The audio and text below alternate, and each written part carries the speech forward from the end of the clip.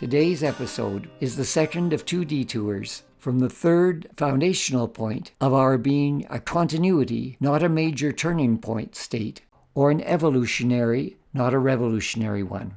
Because of events we've often called the 1837 rebellions, or the Red River and Northwest rebellions, or later resistance, I felt it necessary to take a closer look at these events to see if they call in question or even overturn our main point. We concluded that while 1837-38 came close to the line, particularly in Lower Canada, their ultimate resolution, both in the extent or limited extent of support and put down by local forces, keep them as uprisings or rebellions.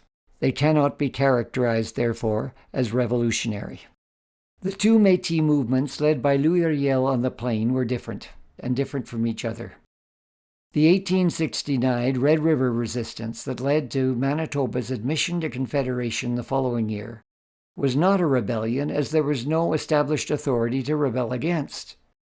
The Hudson's Bay Company lease of Rupert's Land had expired, not about to be renewed. Canada, which then went only as far west as Ontario, was interested in acquiring the territory. In this power vacuum, the Métis people, led by Riel, reorganized the council that had advised the Hudson's Bay governor into a provisional government to secure the area against speculators and surveyors arriving in anticipation of a Canadian takeover. The one authority common to the outgoing Hudson's Bay and the Dominion of Canada was the Crown. Riel was careful to begin the manifesto proclaiming the new government with a pledge of loyalty to Queen Victoria. Sir John A. Macdonald knew this. He delayed Canada's signing any transfer agreement with the British government, not wanting to be stuck with land in dispute that might lead to American intervention. He warned his nominee for Lieutenant Governor, William McDougall, that if he entered the region it was as a private citizen without authority until a transfer was completed. McDougall fell under the influence of English-speaking speculators. Ignoring Sir John's warning, he issued a proclamation calling loyal subjects of the Queen to join to put down the rebellion. The Red River government was the most democratic of those to join Confederation in its first decade. It had an elected assembly representing all sectors of the population, Indigenous and Métis of Scottish and French origins. It had the blessing or consent of outgoing Hudson's Bay Company Governor William McTavish. It declared its loyalty to the Queen. Other provinces acquired self-government by concession from a colonial authority. Manitoba sprung directly from the people who were resilient, moved freely, pursued the bison, and traded with the Hudson's Bay and U.S.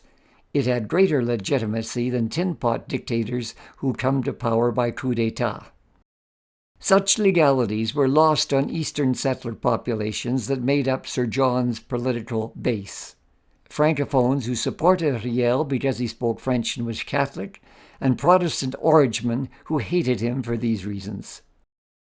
Straddling the extremes, Macdonald dispatched a military expedition to create a Canadian presence in Manitoba when the transfer took place, bribed Riel to flee to the States so he'd not be lynched when the force arrived, and appeared in the House of Commons saying, "Where is Riel? I wish to God I could lay hands on him."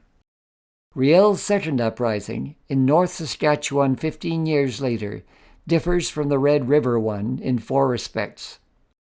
First, there's no doubt that this was an uprising against established authority, as the Dominion of Canada now claimed the Northwest by due process.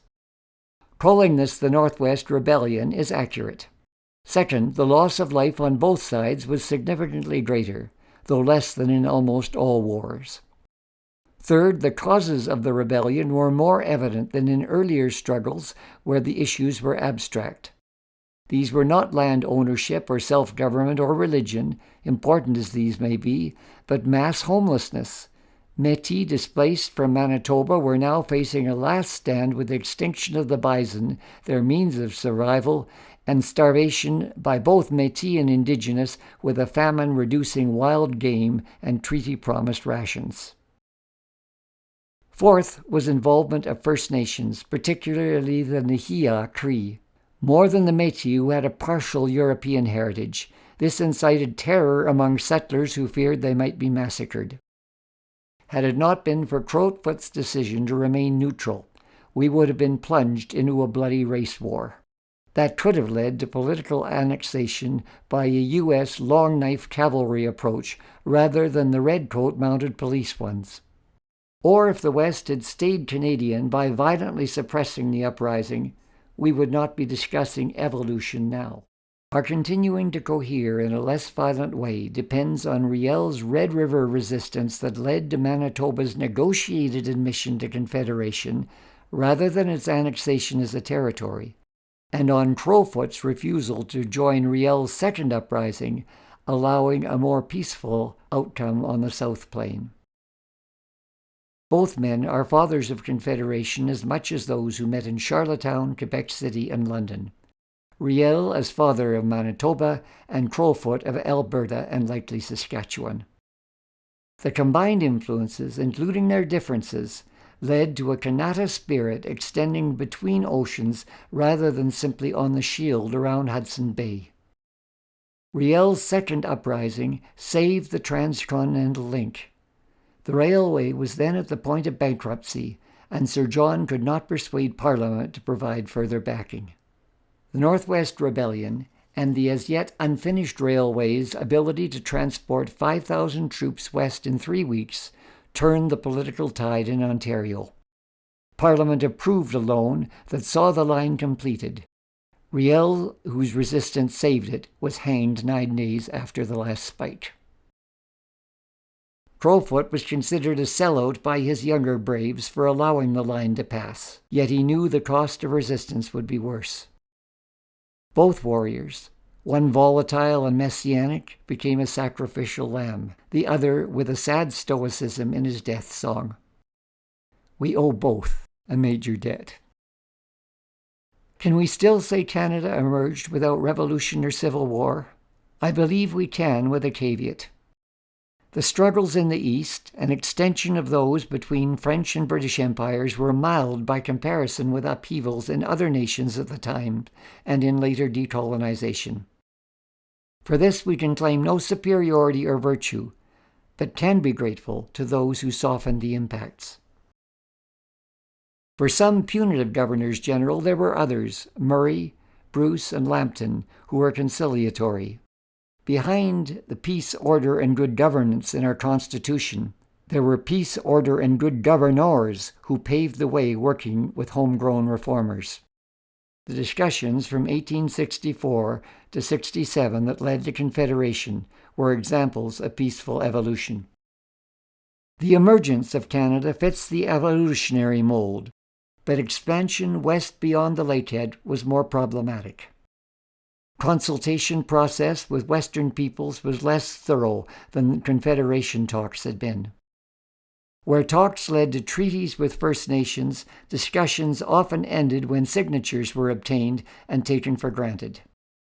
Enforcement of the treaties was left to bureaucrats who were less sensitive to local conditions than the original signatories. This, and lack of any talks with inhabitants along the Red River, led to the resistance of 1870. Not a rebellion, but locals claiming recognition as inhabitants. Crowfoot's neutrality kept the 1885 Northwest Rebellion from becoming a more widespread conflict. Canada emerged without revolution and escaped war in the West due to the influence of an Indigenous statesman. This East-West difference reflects geography. First Nations moved freely across the medicine line of the 49th parallel. Early non-Indigenous migration on the prairies came from the U.S. with a revolutionary outlook. This makes a difference in relations with the rest of Canada, intensified by concentration of population in the 2 provinces that were once Upper and Lower Canadas. The 20th century slogan of our international connector, Canadian Pacific spans the world, was more than corporate hype. Transposing meaning into each word, we have the peaceful village links the world. Kanata is a village and constellation. To realize this is to accept the wisdom of the Fathers of Confederation that one size does not fit all. The peace of the village trumps the attraction of the polis. The peace of the village is not the peace of appeasement, but a freedom to accept what we are and what others are without comparison. The peace of the village, ours and the global one, depends on our evolving in a live and let live spirit of parallel streams. For Kanata Connections, I'm David Watts.